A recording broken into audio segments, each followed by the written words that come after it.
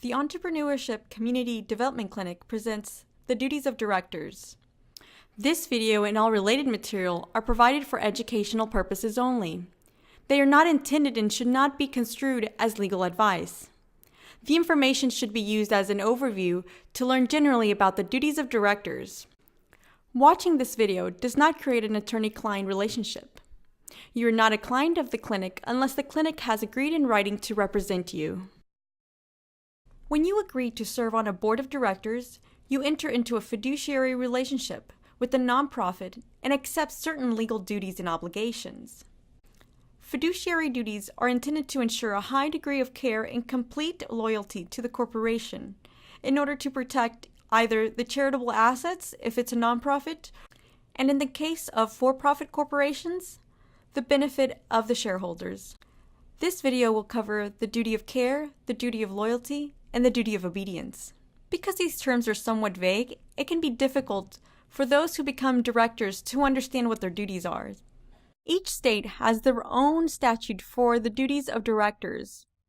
In Texas, the nonprofit duties for directors say that a director must act in good faith, with ordinary care, and in a manner that the director reasonably believes to be in the best interest of the corporation.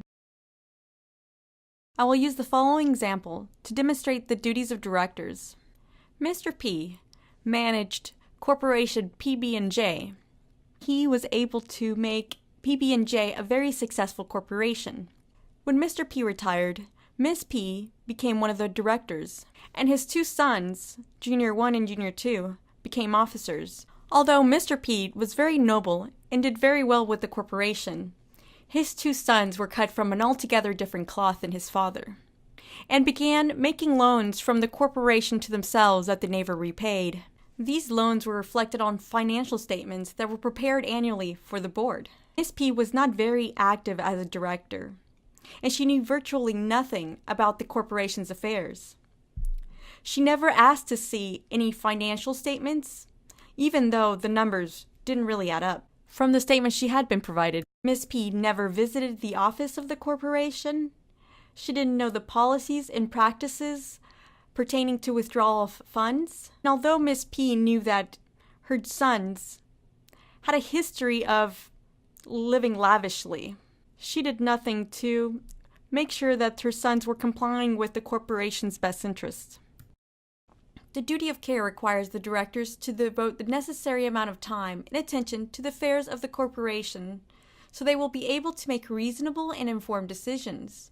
The director has the duty or obligation to be informed, to ask questions, participate in deliberations, and exercise judgment.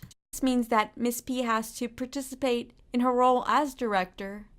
She has to ask questions if she thinks that something is strange and there's some red flags. And she must exercise her judgment. If Ms. P was not able to do so, then she should find people that are knowledgeable and may help her. For example, if she doesn't understand how to read a financial statement, she should find an accountant or someone in finances to help her. She should find an attorney if it involves a legal issue. She simply cannot say, "I don't know anything about financial statements." Generally, directors are immune from liability if they act in good faith when they rely upon the opinion of counsel or on financial data concerning the corporation prepared by independent accountants. She also had the duty to ask questions when she saw questionable financial statements. Ms. P also had the duty to become familiar with the fundamentals of the business in which the corporation was engaged. If she did not feel that she had sufficient business experience to qualify her as director, then she should have acquired the knowledge or refused to act as a director. The duty of loyalty means putting the organization's interest ahead of your own interest. In other words, the director or the parties related to a director may not profit to the organization's detriment. This means that Ms. P may not put her own interest ahead of the corporation's by ignoring the fact that Junior 1 and Junior 2 are profiting from the corporation's funds by making themselves loans at the detriment of the corporation. It means that Ms. P's actions weren't done with reasonable belief in the best interest of the corporation. In PB&J's situation, the board should have done something to keep the sons from hurting the corporation by removing money that could have been used to produce benefits for the shareholders. Here's another example of how a director can violate the duty of loyalty. A nonprofit organization named Clowning Without Borders, a Texas nonprofit with 3 directors as required by Texas statute. Betty, one of Clowns Without Borders' board of directors, is paid by a rival organization named Moms Against Clowning. Betty's mission was to stop the horrid trade of clowning. In this example, Betty would be putting her own interest in front of the corporation's, thus she would be violating the duty of loyalty. Now, let's switch gears to the duty of obedience.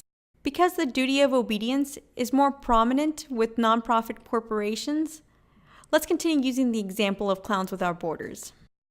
The nonprofit's governing documents state that the organization's purpose is the promotion and education of the sophisticated art of clowning.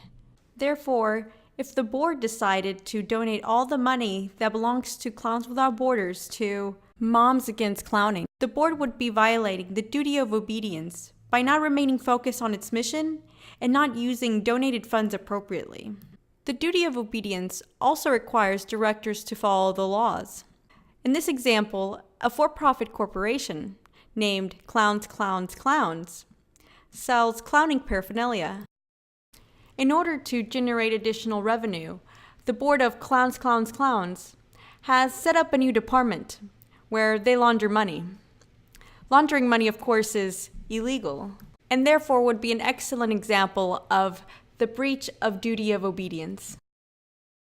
So we have covered the duty of care, the duty of loyalty, and the duty of obedience. So as a director, just remember that it is important to know what the law is, both state, local, and federal, and then also know what is stated on your certificate of formation for the purpose of the corporation. Know the bylaws or the rules that the organization follows. Additionally, it's also important to get to know your corporation and its structure, what activities the corporation is involved in, its financial status, and if the corporation is a tax-exempt entity, then the director should become familiar with the limitations of tax-exempt organizations. Thank you for joining the ECDC Clinic in its presentation over the duties of directors. We encourage you to look through our video library to learn more.